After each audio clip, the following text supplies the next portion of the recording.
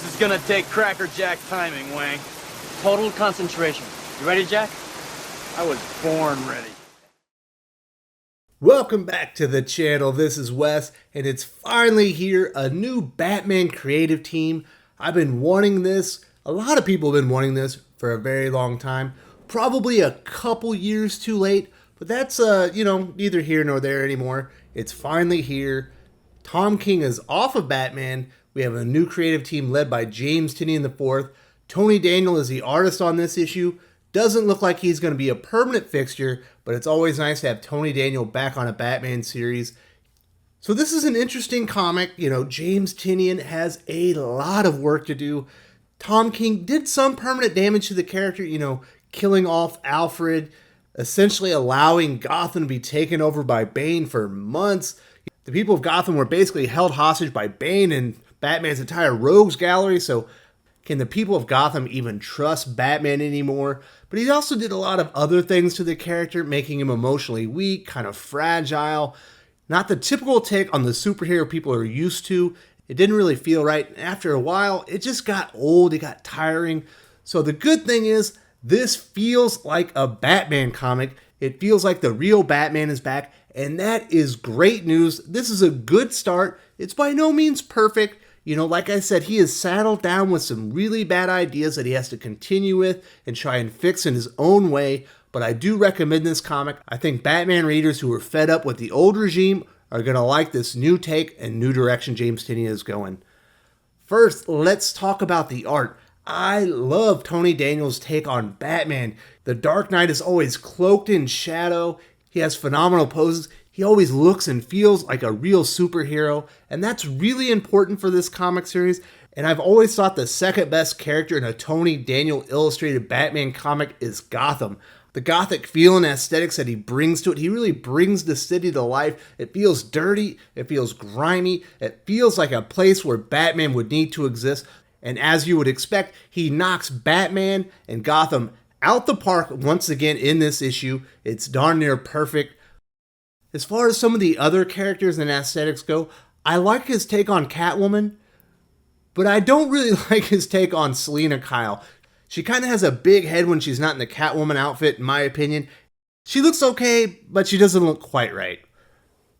As far as the action goes in this comic, it's engrossing, it's extremely lively, it draws you right in. Tony Daniels is a master at bringing characters to life on a two-dimensional page, and he shows that once again in this comic. If you like action and you like Batman comics, you're going to like Batman 86.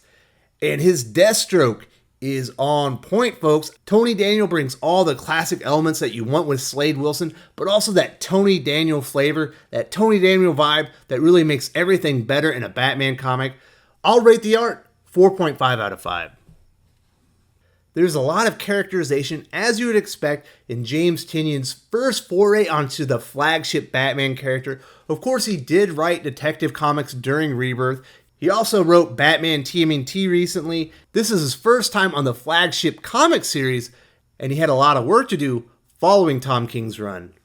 The first thing I have to point out, and this is phenomenal, he did such a good job, it's something Tom King could not do.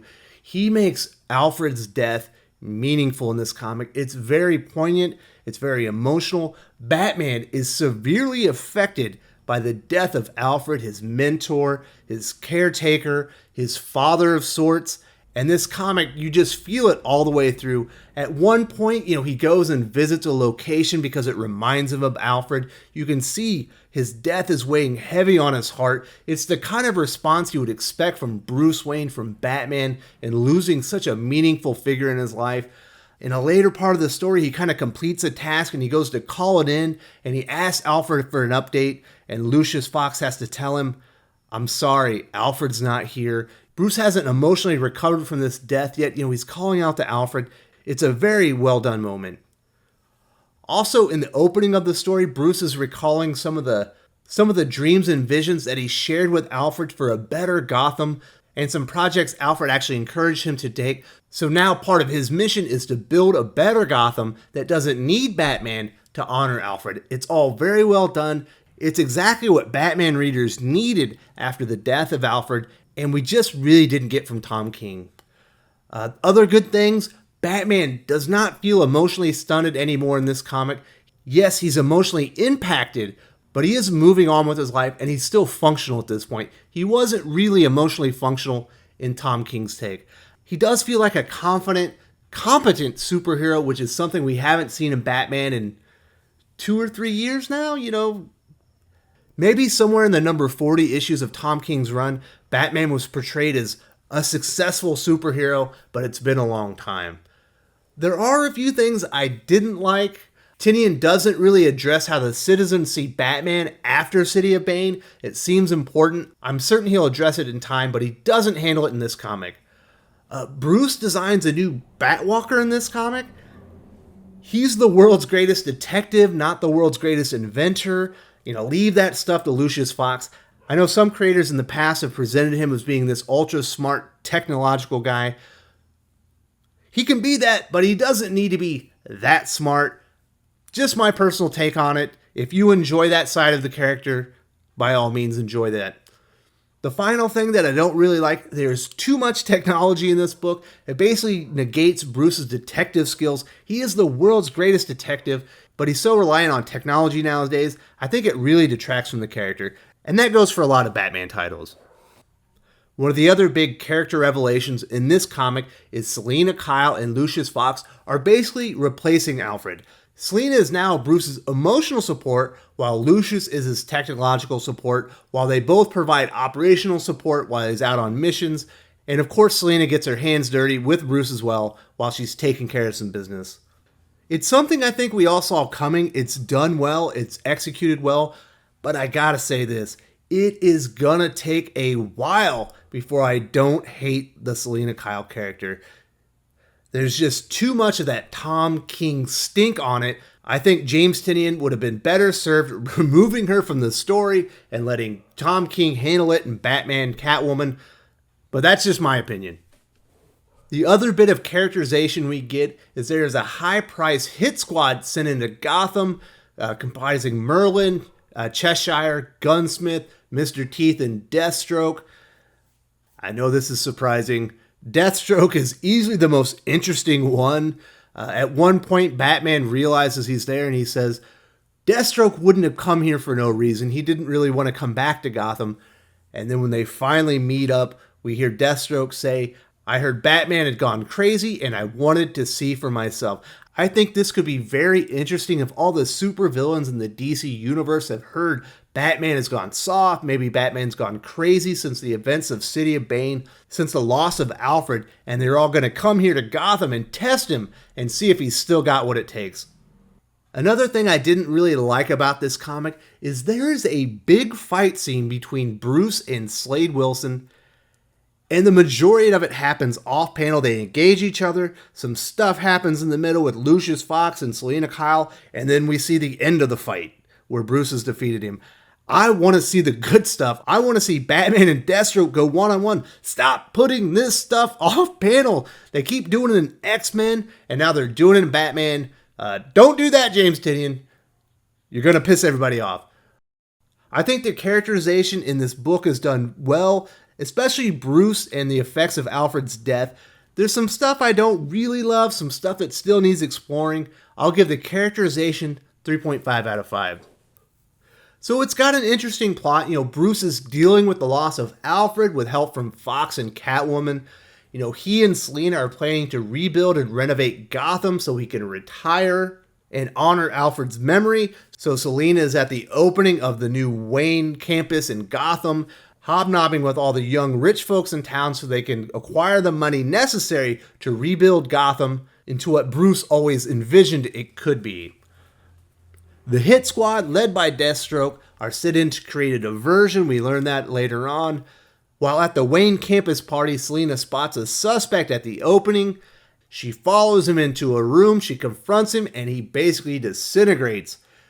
Which we saw Cheshire do earlier, so there's some type of chemical or poison that can disintegrate people in Gotham right now. And when this happens, a voice speaks to Selina and says, "The 5 killers coming to town, that was always step 1, the first part of the perfect crime.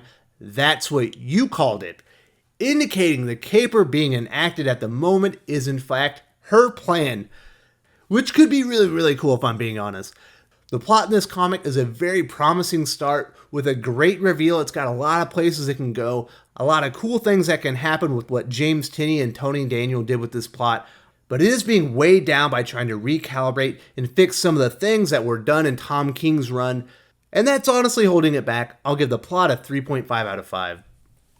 I will definitely say Batman 86 by James Tynion IV and Tony Daniel is a really good start. Batman feels like a real superhero again. He's not a bumbling moron who can't get the job done. That is great to see. Tynion is going out of his way, going the extra mile to make Alfred's death feel meaningful, something Tom King failed at so bad. So I love seeing that. There's some really good moments. I love seeing how Alfred's death actually impacted Bruce, because it should be a devastating event in his life. We do learn what we kind of suspected all along, that Lucius Fox and Selina Kyle are replacing Alfred, as his emotional and technological and operational support moving forward. Like I just mentioned, there's a ton of potential in this story, in this Batman arc moving forward. We know it's going to be short-lived. 5G is coming. I think we've also got death metal coming, which should put a big halt to all of this. And we're going to get a new Batman.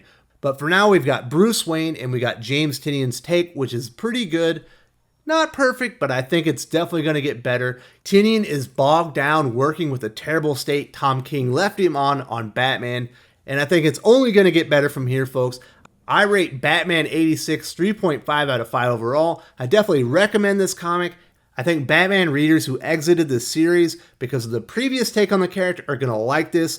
This is a good time to come back. We're going to get a nice 15-issue arc from James Tynion before he goes on hiatus, and likely comes back to Batman after 5G is over. Thank you very much for joining me in today's comic book review. If you enjoyed this video, please give it a like. I would appreciate it very much. It helps us attract more views for the channel. Subscribe for future commentary, comic book news, and reviews. And don't forget to ring the bell for notifications. If you want to talk comics, movies, and much, much more, you can follow me on Twitter at Wes_from_TC. With that, Salamat Po, and I'm out.